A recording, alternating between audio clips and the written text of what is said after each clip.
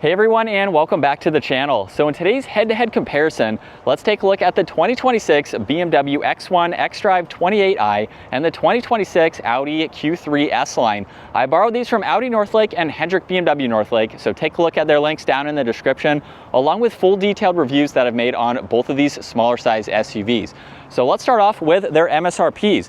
This Q3 is just shy of $50,000 and the BMW is right at $50,000. So these are equally spec'd, and of course there's several ways that you can option these depending on your budget and what options you would like. For the Q3, this is powered by a 2-liter 4-cylinder turbocharged engine. It's paired to a 7-speed automatic. It pumps out 255 horsepower, 273 pound-feet of torque. For the BMW, this is powered by a 2-liter 4-cylinder turbo as well, paired to a 7-speed automatic too, and it pumps out 241 horsepower, 295 pound-feet of torque. Now, both of these SUVs have their respective all-wheel drive systems. The Q3 weighs in around 3,900 pounds versus closer to 3,700 pounds for the X1. The Q3 will do 0 to 60 in 5.5 seconds. Same goes for the BMW. And then they have a top speed of 130 miles an hour for the Q3, closer to 150 for the X1. As far as MPG goes, you're looking at 22 in the city, 29 out on the highway for the Q3, and then 24 and 33 for the X1. So with all those specs out of the way, let's take a look at the exterior styling now, because of course they have many differences between both of them. For the Q3, this has the traditional hexagonal design for the grille. The Audi badge is also the sensor for the distance pacing. There's a forward camera, parking sensors too, and a split design for the headlights, high beams, DRLs, and turn signals. For the X1, this has the kidney style for the grille. There's a forward camera. The sensor is integrated into the grille design itself. There's active grille shutters behind that, and then everything is in one housing for all of the LEDs. There's parking sensors too, and then several cutouts in the lower section. Both have a great look to them, just depends on the styling that you were going for. They both have some smooth lines coming down the hood as well. Now for the sides, there's a few different wheel options that you can get. So for right now, we have these two options. Both have a two-tone design to them. And then you'll notice there's gloss black for the fender arches on the BMW, just the body colored indentions for the Audi. Now both of these have power folding side mirrors with a camera and a turn signal, so they both have that 360 view. You get a two-tone design for the BMW, and then just gloss black for that mirror cap on the Audi. Now this has roof racks along with the full moonroof, and then you'll notice they match the window trim for the BMW here with the full moonroof too. Now with the X1, this is a lot more boxy compared to the Q3. So a lot of sharp angles, a lot of boxiness to it, but I think all of those crisp lines give it a great look.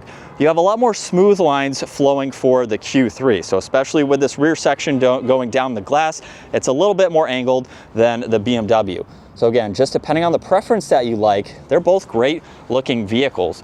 Now in back, the Audi has a split design for the taillights and turn signals. So just like up front, there's two different housings. There's a backup camera, parking sensors, gloss black accents as well. Third brake light up top with the wiper blade located right there. And you also have the hands-free option, so you can kick your foot up underneath the bumper in order to open and close this liftgate. Now once inside, this has a spare tire underneath. There's also a 12-volt. You have the cover that you can remove, and you can fold down the back seats to get more interior cargo space. Both of these are not large SUVs, but you still have a good bit of space within them to place additional items.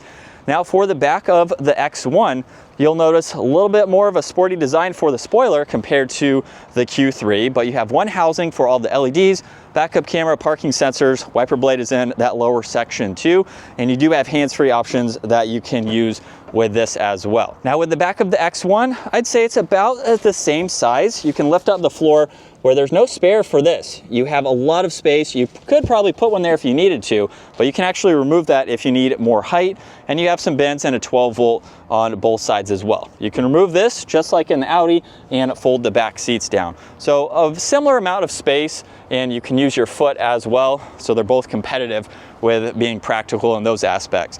Now as we work our way back to the Q3, this has proximity door handles, so you can grab all of them to lock and unlock it. You'll notice some soft touch materials, a little bit of storage, Sonos for the audio, and then there's a little bit of storage in between the seat and the door sill, and you have these straps to pull if you want to fold the seats down. So you have a large opening. These seats also move forwards and backwards. So there's a bar up front that you can use depending on the legroom that you need or the cargo space. Now this has storage pockets. There's auxiliaries, vents, even a temperature adjustment down below. And at 5'10", I have about 1.5 inches or 2 of headroom. For this smaller vehicle, I can fit comfortably. You could fit a car seat back here. You can place some items back here, and I could ride around, maybe go on a short road trip if needed. Now there's the armrest with cup holders, and you can also fold this middle seat down if you need to. And then you have those large cargo windows to give you some better visibility around that pillar. Now, as we work our way to the X1, this does not have proximity door handles for the rear. However, you can set it up to where it will unlock as you approach the vehicle. So there's a ways around it, even though it's not actually on the door handle itself. Now you can see a much different design for the grab handle, a lot more storage in the lower section there. This particular model has the two-tone design, and it has a similar way to fold the seats. So simply pull on that release, and you can fold the seat down. This is split, so you have the 60/40 on the opposite side there. But these seats do not slide forwards or backwards. And then at 5'10", as we hop in, you do not have any storage pockets behind the front seats. You have vents, auxiliaries, some storage down below. And then with this seat reclined, I have about the same amount of space. So the interior rear space here is about the same to fit in a car seat, some items, people as well. You'll notice right in the middle, you have the armrest and cup holders, and then you can also fold this seat by itself by pulling on this tab and bringing that down. You will notice, however, that the cargo windows are much larger. With the more boxy shape that this has, you have some larger windows there. Now up front, this has memory seating adjustments. There's ambient lighting, window controls, side mirror adjustments, the liftgate, and more storage down below, and then the power operating front seat. Now this does have a leg support, which is manual, so you can use that as needed. And these have really nice bolster supports to them. Now as we start this up, that's located down below. This has a leather steering wheel, no paddle shifters on both sides, however. You'll notice cruise control settings, and then there's volume, music, voice commands, and then a shortcut to get into all of the tech features here. So if we start on content, you can scroll through a good bit, just depending on what you need to see. So you have a lot here to go through, and you can also customize the layout. So depending on how you want to view this information, you have 3 different ways to do that. And this model also gets a head-up display. So you can go through your assisted view, sport view. There's also curve ahead view when you're using your GPS. You can have that on and activated, which is helpful. And then on the left side, there's headlight adjustments, more lighting with 1 air vent. There's leather for the dash. And then with the infotainment system, you have some controls on this left side to get into the nav, your phone, you can get into media, and then there's also a back button. And you also have several icons to get into. Now this is strictly a touchscreen system, so there's no controls down below in order to go through all of this, but it's very sensitive to the touch, very easy to get through. You also have a home screen with a split view, and then the climate adjustments. Now this also has a heated steering wheel, heated seats, and then temperature adjustments for your driver and passenger. There's more lighting underneath that, 1 air vent in the middle with some defrosters. There's wireless charging, cup holders, auxiliaries, even storage in the lower section. Now above that, you do have a control in the back to open up the armrest. Very small, but you do have that storage underneath, of course. There's volume, tuning, hazards, auto hold with the e-brake, and then if you push on this button here, you can get into your driver assistance and your drivetrain and chassis. This has iconic sounds, which is some of that piped in noise that you can hear, and you can adjust those as needed. You can also get into a few different driving modes. Some of these are going to be a gimmick, like digital art, just having a funky design to it, and some of these will also change the sunshade up top as well. You have sport mode, which will be functional to give this some more throttle response, and then a few others to get into as needed. Now you also have the gear selector, so push that forwards for reverse, where this also has the backup assistance, and then the 3D view, so that way you can see around the whole vehicle. So you have no shortage of visibility. There's also drive, a low range gear, and then the e-brake is also park. Now on the passenger side, there's 2 air vents. There's a locking glove box with plenty of space. You get garage door buttons, dome lights, and then a physical button for both the sunshade and sunroof. And then here's a look at visibility, where it's very easy to see. It's a small vehicle, but you have a lot of glass in both directions. Now, as we work our way to the Q3 now, This door panel has a much different design to it, as you would expect. Memory seating adjustments are down below. There's a liftgate, storage. You get heated side mirrors too, which are power folding, the window adjustments, and then lock and unlock up top. Now this does not have a leg support extension, but they are automatic for the rest of the controls. And then as we hop into this, start button is located down below. This gets a leather steering wheel. It does have paddle shifters on both sides. Now on the right side is the heated steering wheel control. There's volume tuning, Bluetooth and voice commands, even a favorites button.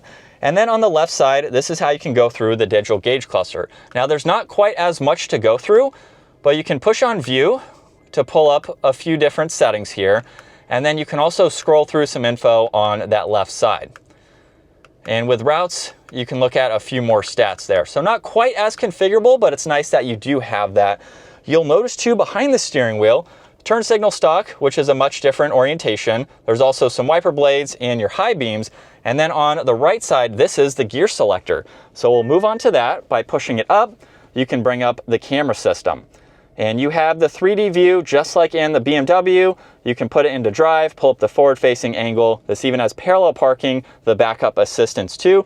Park's located on the end of that stalk, and then you have drive and sport mode for the paddle shifters. Cruise control is the stalk down below, and then this does have storage to the left of the steering wheel. There's also headlight adjustments. You get interior lighting for this model too, with some nice wood trim accents. And then with the infotainment system, you have a good bit to go through. So you have a home screen here. You can get into the map. There's also music, your phone when that is paired. Under vehicle, you can get into the different driving modes. So not quite as many as the BMW. You don't have any graphic changes really. You can just go through those as needed. And then you have the rest of this information to toggle as well. Now you can also get into Apple CarPlay, Android Auto, which is in the BMW too, and there's a few other icons to scroll through. Now this also has heated seats, and then there's climate adjustments to easily get into. You can also adjust the rear climates from up front. You have some defrosters too. Everything is basically in the screen for this model here, and you can swipe down for some notifications and to get into that. It is strictly a touchscreen. There are no controls down below.